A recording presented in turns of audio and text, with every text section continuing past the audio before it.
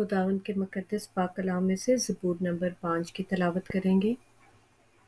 आए खुदावंद, मेरी बातों पर कान लगा, मेरी आहों पर तवज्जो कर।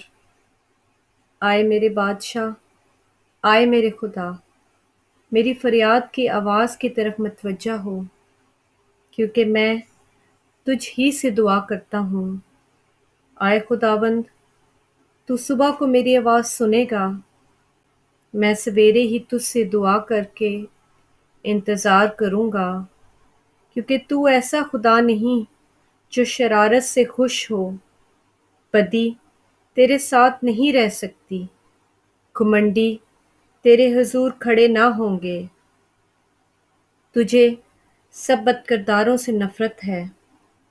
तू उनको जो झूठ बोलते हैं हलाक करेगा। खुदावंद को खूनखार और दगाबाज आदमी से कराहियत है, लेकिन मैं तेरी शफकत की कसरत से तेरे घर में आऊँगा। मैं तेरा रोब मान कर तेरी मुकद्दस हैकल की तरफ रुख करके सिजदा करूँगा।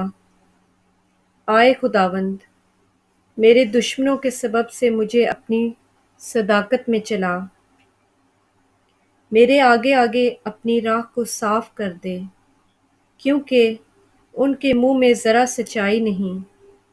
उनका बातिन महज शरारत है, उनका गला खुली कब्र है। वो अपनी ज़बान से खुशामद करते हैं। आए खुदा, तो उनको मुजरिम ठहरा, वो अपने ही मशवरों से तबाह हों। उनको उनके गुनाहों की कसरत के सबब से खारिज कर दे, क्योंकि उन्होंने तुझसे सरकशी की है। लेकिन वो सब जो तुझ पर भरोसा रखते हैं शादमान हों। वो सदा खुशी से ललकारें, क्योंकि तू उनकी हमायत करता है। और जो तेरे नाम से मोहब्बत रखते हैं तुझ में शाद रहें, क्योंकि तू सादक को बरकत बख्शेगा।